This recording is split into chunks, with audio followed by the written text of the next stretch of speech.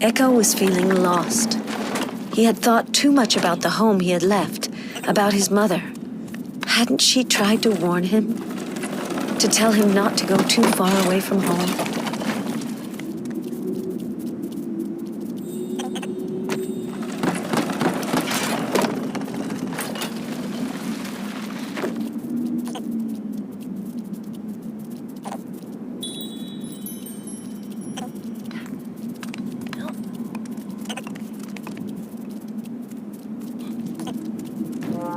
The shadows were stubborn. It would only take one distraction for them to steal the Inkalal, and with it, our valleys. My memory was getting confused.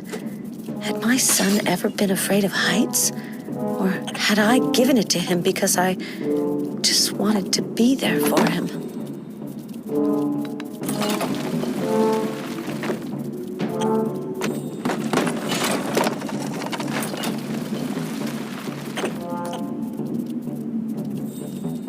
The egg had been stolen. Quick! It was still time for Eqqo to recover it.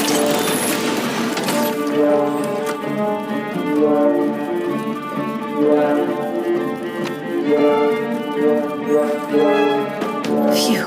Without Eqqo, the Inkalal was but an egg, ready to be gulped down.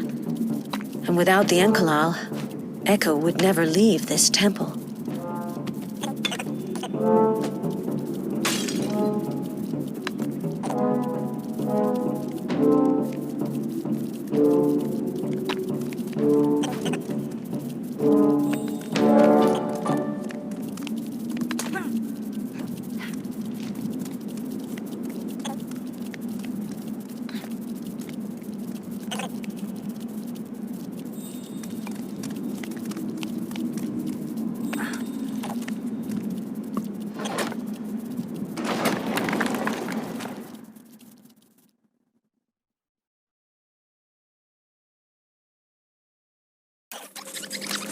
All this emptiness, it could hold my village and more, said Eqqo.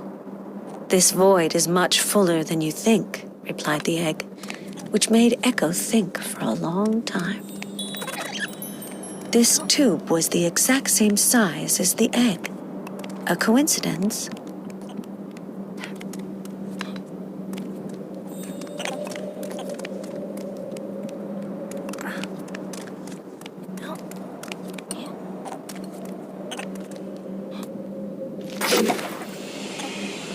Eqqo listened carefully to follow the egg's route, but he lost its trace. Where had it gone?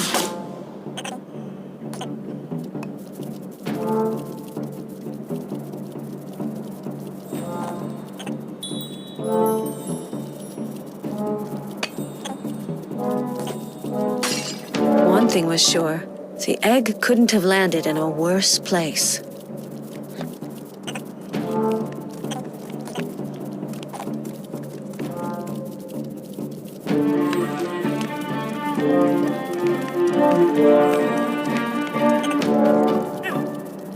Eqqo was in a hurry. He really didn't want to meet the bell ringer again.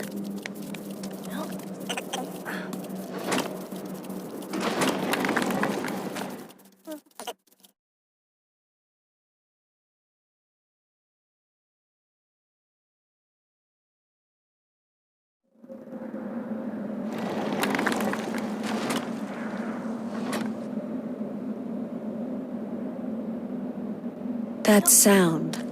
More tubes. More and more tubes. Did they really exist only to make an egg travel? Delicately carried by the temple, the egg had been spit out, safe and sound.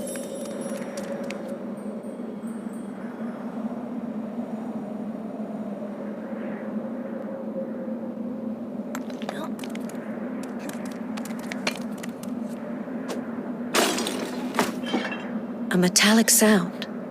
Something had just opened.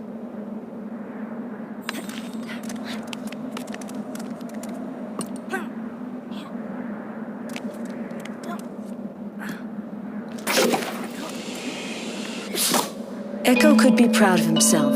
The egg was safe and sound. Yet a tad queasy. said the shaken egg.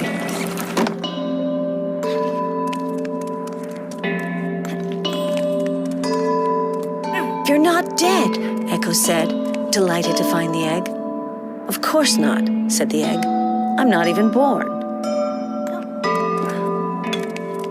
That was weird, thought Eqqo when he came out. Actually, this was the weirdest temple he had ever visited.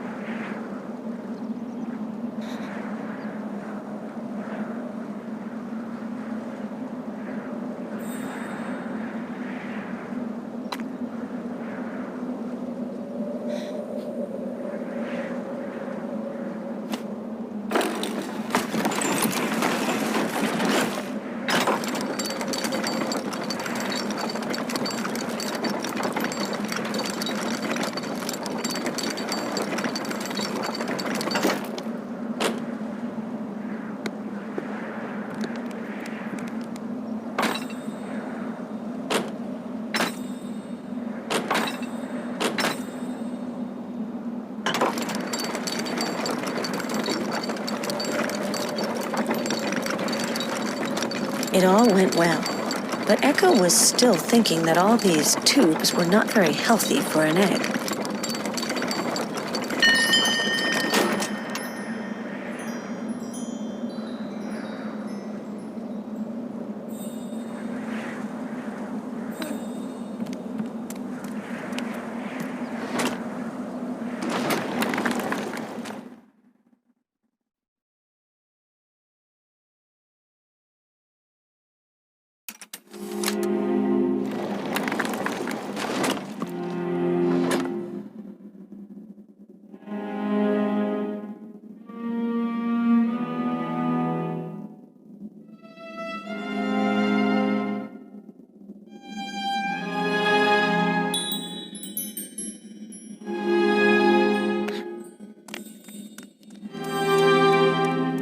This big door you're about to see, said the Inkalal. Behind it is the incubator, one of the temple's most sacred rooms. The monks mastered the operating of these tubes, but Eqqo could only observe and think.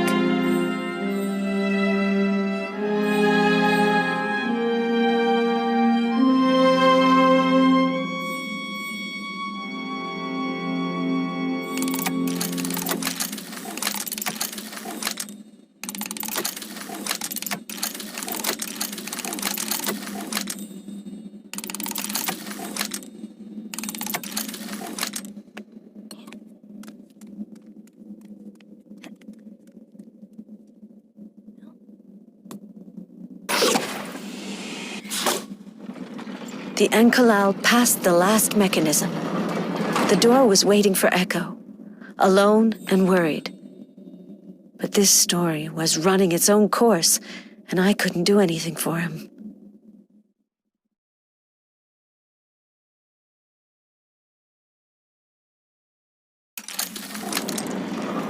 The boy was terrified.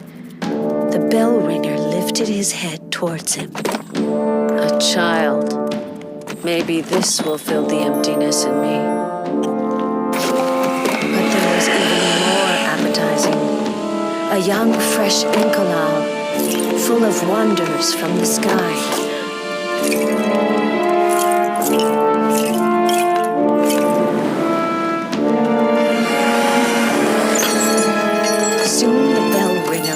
The bell ringer fell to his death. He was strong, but his hunger had made him stupid. The bell ringer rung. In a few seconds, the abyss of his existence would be... How do you feel? Asked Eqqo. Like a meal, said the egg. How about you? I killed a monster, who was maybe a man, Eqqo said sadly.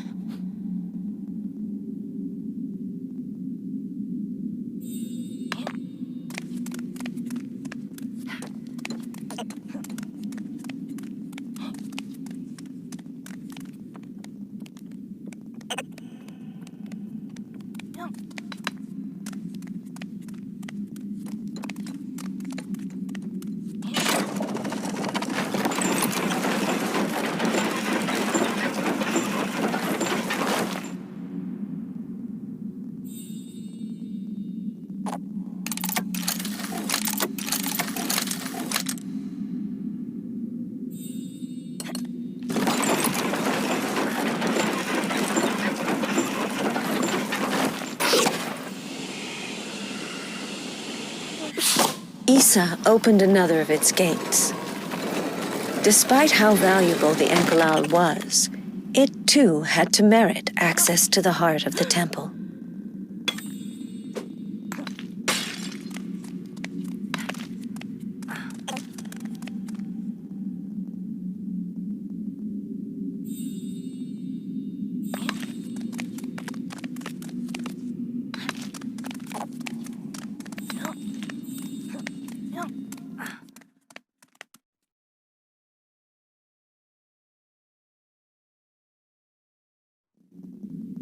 Where was the egg?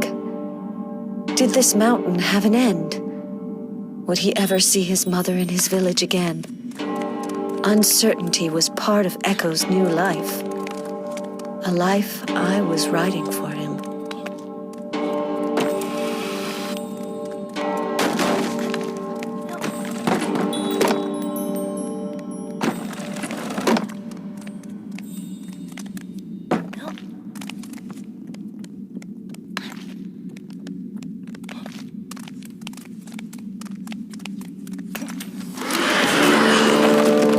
The bell ringer. He had followed the egg. Eqqo had to hurry, but I was able to win him some time. Despite his hunger, the monster was luckily able to still feel pain.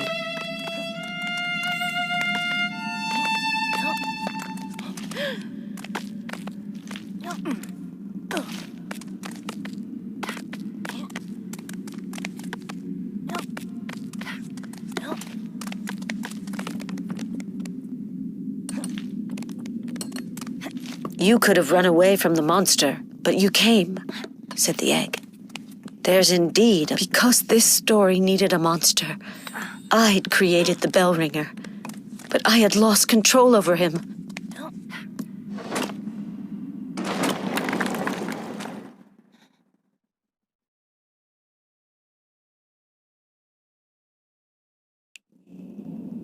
In our village, Eqqo had never known such an adversary. He had never known what it is to run away.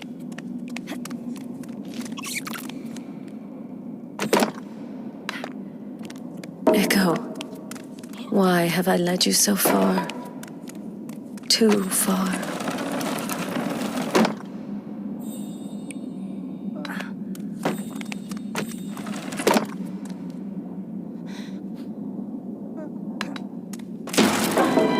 Oh, no, no, no.